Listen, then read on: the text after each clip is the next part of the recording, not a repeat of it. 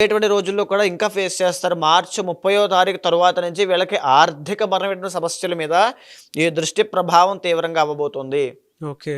ఎందుకంటే తీవ్రంగా ఆర్థిక సమస్యలు, అప్పులు, ఏదో ఒక కొత్త వస్తువు కొనేయడం, నూతనంగా ఒక ఇల్లు కట్టేయడం, లేకపోతే ఏదో ఒక వాళ్ళకి అనిపించిన కోరిక తీర్చేసుకోవడం, ఇబ్బంది పడిపోవడం. అంటే ఆలోచన లేకుండా గోతులో దూకేస్తారు, తర్వాత బాధపడతారు.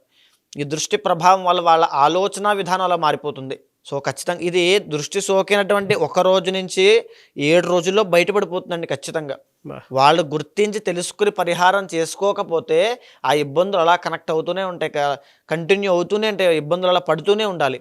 ఎప్పటిదాకైనా ఎంత దాకైనా దారి తీస్తూ ఉంటుంది. కుటుంబానికి ఎఫెక్ట్ అవుతుంది. యజమానికి, కుంభరాశి స్త్రీలకి, వీళ్ళకి ఆరోగ్యం మీద, ఆర్థికం మీద, తల్లికి, వీళ్ళ చుట్టూ ఉండేటువంటి వాళ్ళకి. ఎందుకనంటే వీళ్ళకుంటే పక్క వాళ్ళకి ఎందుకు అంటుకుంటుంది అనేటువంటి ఆలోచన రావచ్చు మీకు. మీ ఇంట్లో మన చిన్నప్పుడు మన తండ్రో తల్లో సంపాదిస్తున్నప్పుడు మనం చదువుకున్నాము, తిన్నాము, పడుకున్నాము, వాళ్ళ సంపాదన వల్లే మనం బ్రతికేం కదండి. అంటే ఒక వ్యక్తి సంపాదన మీద కుటుంబం అంతా ఆధారపడి ఉంది. ఒక వ్యక్తి జాతకంలో సంపాదించే యోగం ఉంది కాబట్టి మిగతా జాతకం అంతా, మిగతా కుటుంబం అంతా ఆధారపడి ఉంది. ఒక జాతకం మీద, ఒక జాతకము అనంటే ఆ గ్రహాల నుంచి వచ్చేటువంటి కాంతి, ఆ కాంతి మీద ఒక వ్యక్తి మీద ఆధారపడినప్పుడు ఈ నెగిటివ్ దృష్టి మిగతా వాళ్ళకి ఎందుకు అంటుకోదు? ఖచ్చితంగా వీళ్ళ వల్ల ఫ్యామిలీ అంతా కూడా ఎఫెక్ట్ అవుతారు.